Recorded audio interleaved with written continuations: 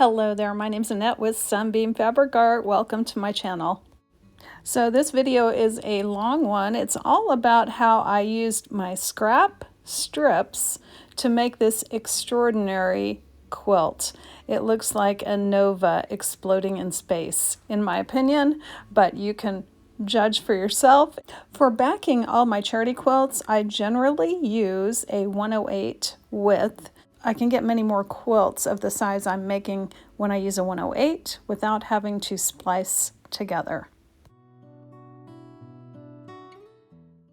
So I sorted through my scrap drawer and pulled out all the strips, and then I looked at my 2.5 inch cuts from backing fabric specifically. Now some of these are not 2.5 inches. I had some where I cut 2.5 inch width off the side of a backing, and then I had a little bit left that wasn't enough to be the 2.5 inch width. So what you see me doing here with this little bucket, I am finding everything in here that is not 2.5 inches. I don't want to use my 2.5 inch widths at this point for a scrap quilt of the idea that I'm processing in my mind right now. Those 2.5 inch widths are precious. Jelly roll strips, there are so many cool patterns for those. I don't want to use that for the project I'm about to do. After getting all the odd sizes out of this bin, I'm left with just a half a bin full of specifically 2.5 inch wide strips. And here is the pile of strips I'm going to be working with.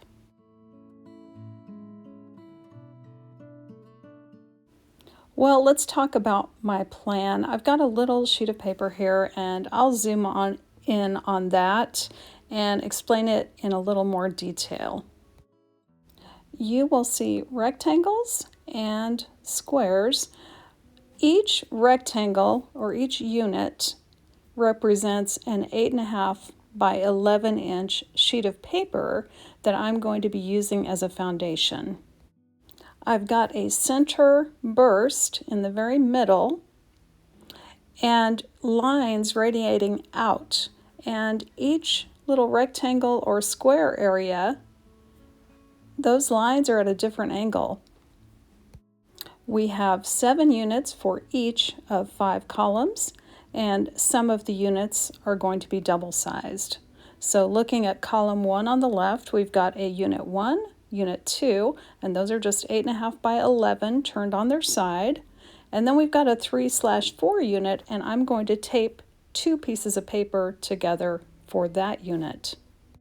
Now let's take a look at column 3 specifically. That's where the starburst originates and goes vertically. There's one vertical line that should be going down the middle. In the same way, there's a horizontal line going through units 4 of each column. So that is going to mostly keep everything straight. But as you can see, the angles through each individual piece are going to change, just like the face of a clock. I don't know if you ever did those puzzles when you were younger, or maybe you enjoy them now. You filled in little squares and then it would complete a picture, but you didn't know what the picture was going to be. You just had to fill in the little square. So what you see me doing here is trying to match up the little unit on my first drawing with an 8.5 by 11 piece of paper. And I could probably measure the angles or do it specifically maybe on my computer. I'm just going to eyeball this. And the reason I'm just eyeballing it is because this is a scrap quilt. This does not have to be perfect. This is going to be gorgeous no matter how I do it. But just in general, I do want it to look like this exploding star.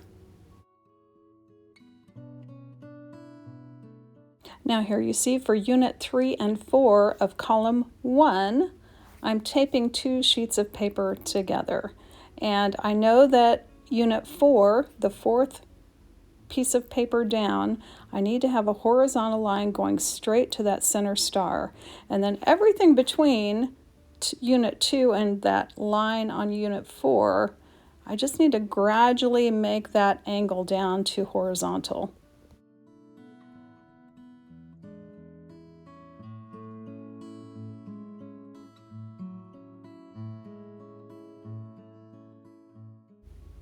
When I got near the end of doing all 5 columns and drawing my little lines, I thought of a way to make this, well, maybe not perfect, but easier.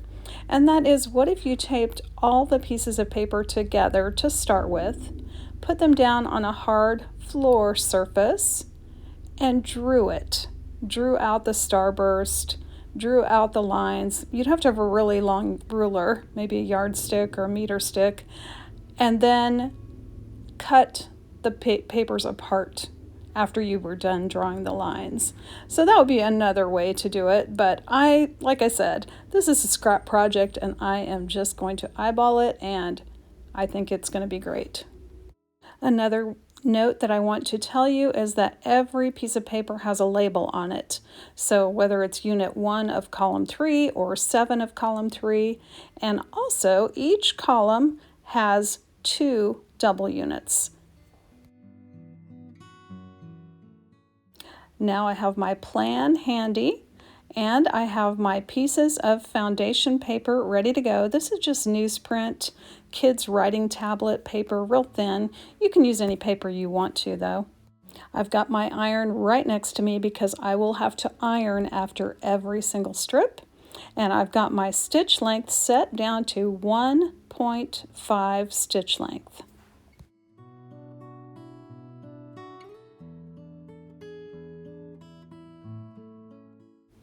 Let's get started sewing this.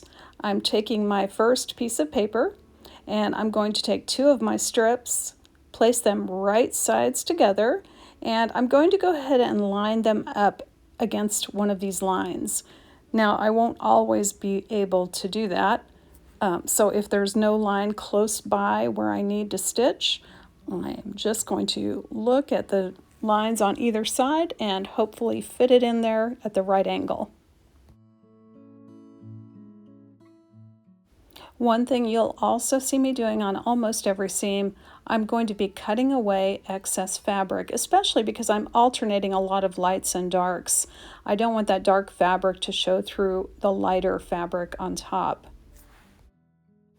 One thing you'll notice is my color choices. I've got lots of cream color, lots of white strips, and then I've got a lot of bold colors like jewel tone greens, jewel tone blues. I've got some black and some charcoal gray. So this is going to be a high contrast quilt. Lots of lights, lots of darks, and I'm excited to see how it turns out. For this cream color piece I'm adding now, you can see I'm trying to get that angle right between the lines on either side so it fits in with these angles for my starburst. And again, I am going to trim away that excess green bulk that would show through this cream colored fabric.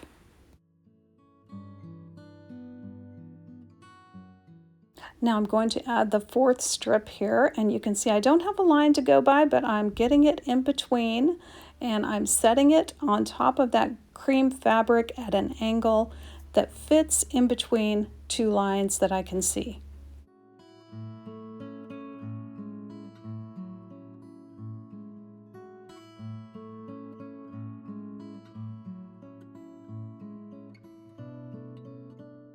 Next up, I'm adding a nice wide piece of teal, and there is a little line there that I can kind of go by and get that angle right, but I can also use those farther away lines and make sure it's going to fit in this starburst.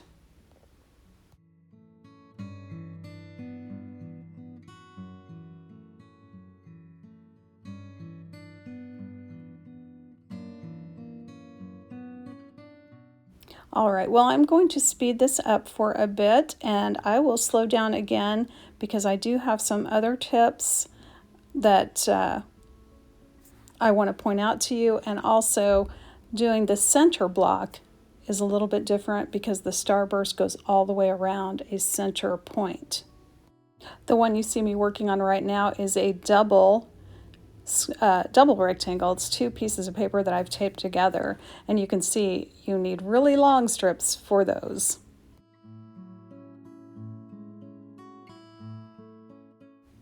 I do want to say, when I buy those 108 backing fabrics, I usually do pick similar colors, or if I get one on sale, I'll buy 4 of the same kind.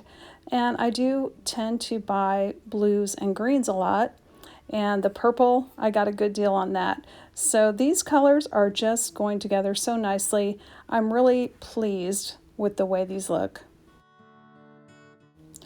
I wanted to show you the back of this piece.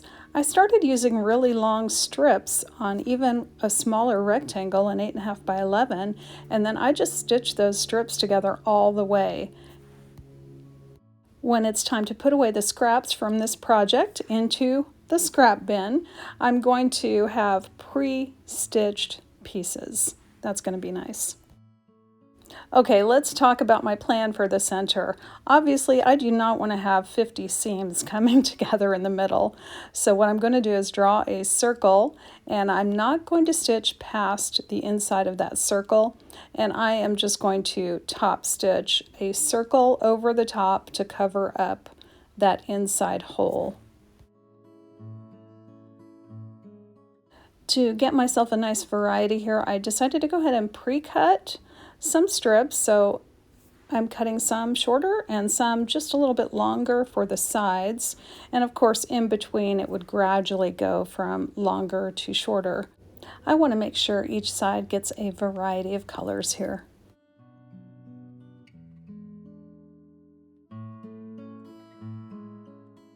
Once I thought I had plenty of strips, I just stacked them over to my left in the shorter length pile and the longer length pile. It didn't really matter that much. I didn't need that many short strips. And before I started, I went ahead and cut out a bright yellow piece of fabric, and I folded the edges over a little bit and put a couple of pins in them, but I'm going to worry about attaching that at the end.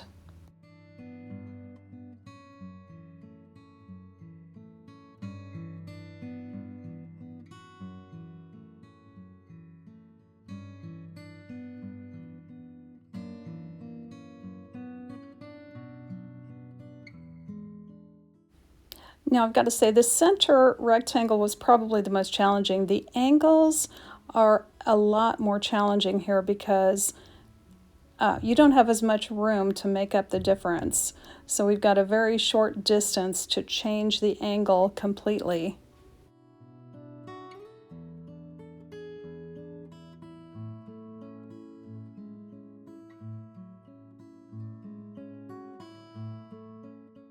I used a little trick here of folding the fabric I was going to be stitching on over so that I could see the angle of the line. So then I had a guide to stitch on my new piece of fabric.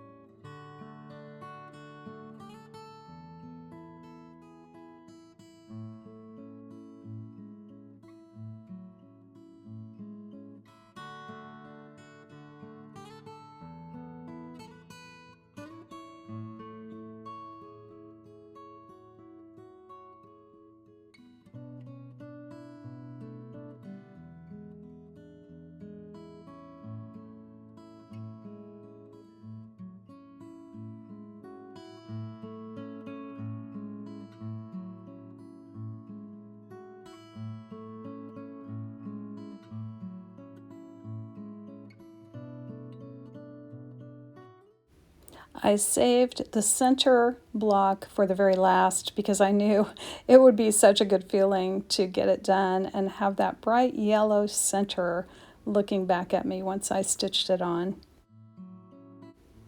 So my comment on this particular project, I love it. I love it. I would do it again in a minute. But you have to know it's a little bit tedious. So have an audiobook or have a movie going that you want to watch. And that helped a lot because it, like I said, tedious, that is exactly what this is. Just sewing strip after strip after strip and trying to get the angles right. So be prepared for that if you attempt this, but go with it and have fun with it.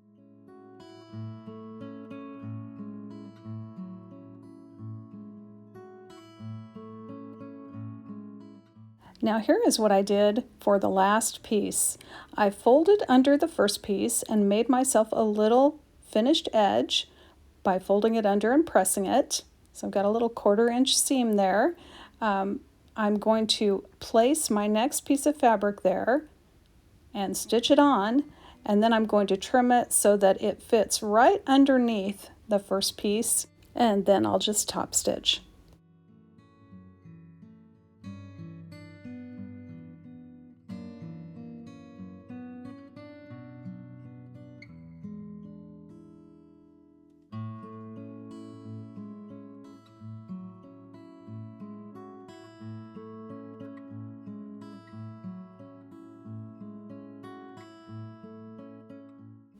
Now it's time for me to stitch down my center circle in that bright yellow.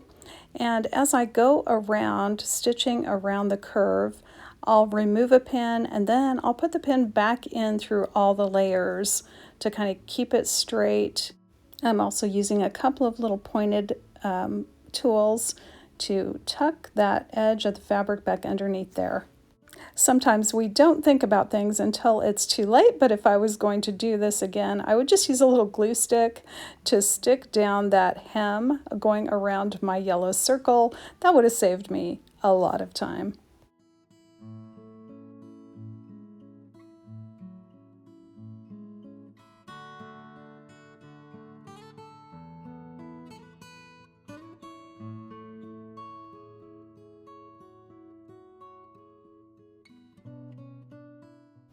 With that last block all done, it's time to trim all these rectangles. This is going to be super easy to do, and that is because I'm just going to trim along the lines of the paper, using that paper as my pattern to just trim all 4 sides. Once I got all the rectangles trimmed down, I did go through the cutoffs and I saved any bits that were large enough to add back to my scrap collection.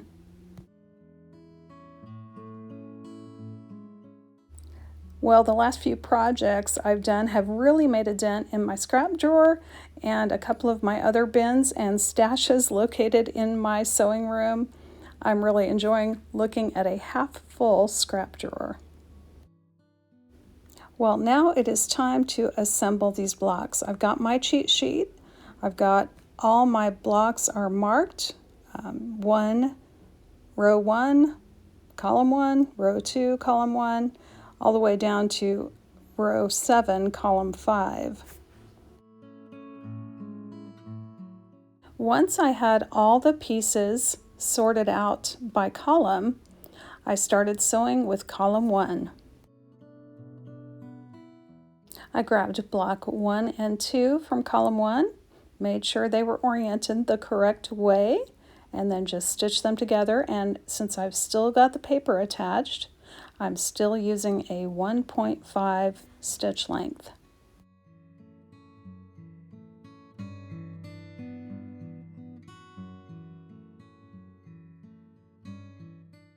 The next piece to add is a double block, so it's row 3 and 4 together of column 1.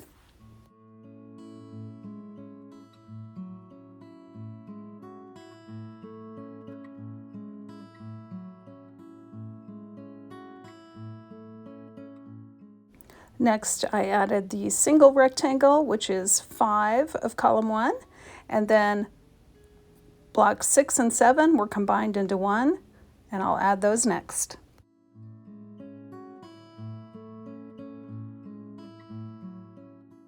And that is all for column 1, and now we're going to speed up a little bit and get through the other 4 columns.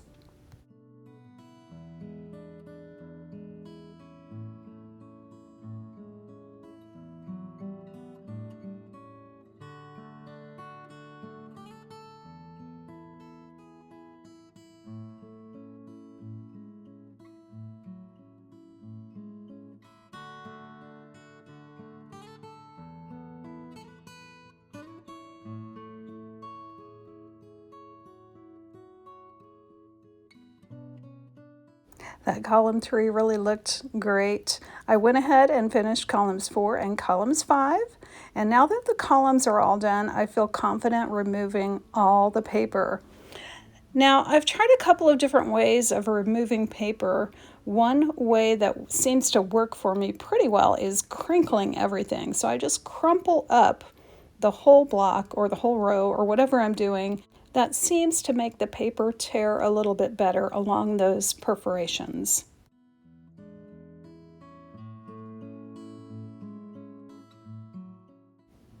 I did try spraying water on a couple of the blocks to loosen up those perforations.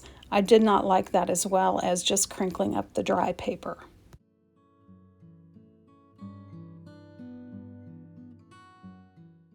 Working with foundation paper can be a large mess, and you can see it took me 5 little sticky sheets to get all the little scraps off my floor. Well, now it is time to put these 5 columns together. I only need to make 4 seams. What I decided to do was go ahead and clip column 1 together with column 2, making sure everything is aligned correctly, of course. And then I just went ahead and clipped on all of the other 3 rows, and then I sat down at the sewing machine and sewed all 4 seams. Just a note that all of the columns are different. The double blocks do not line up with the single blocks, so there's really no matching of seams over the whole quilt. The top and the bottom should match, and sometimes the seams in the middle will also match.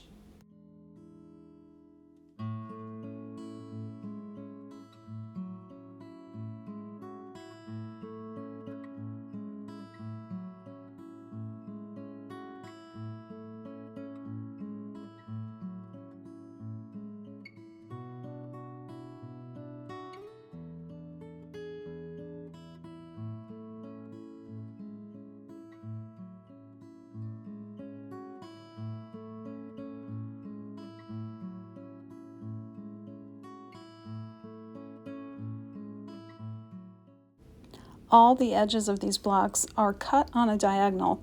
That means they're going to have a little stretch.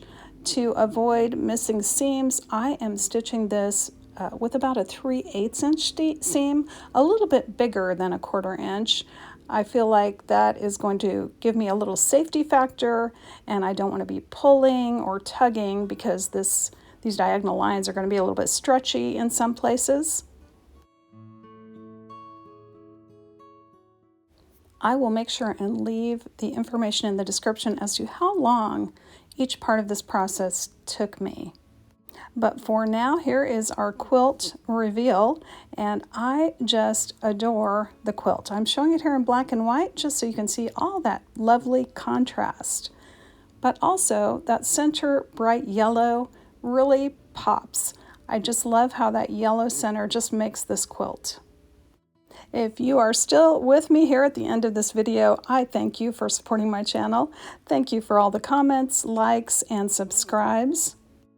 Thanks for joining me, and I hope to see you back again real soon.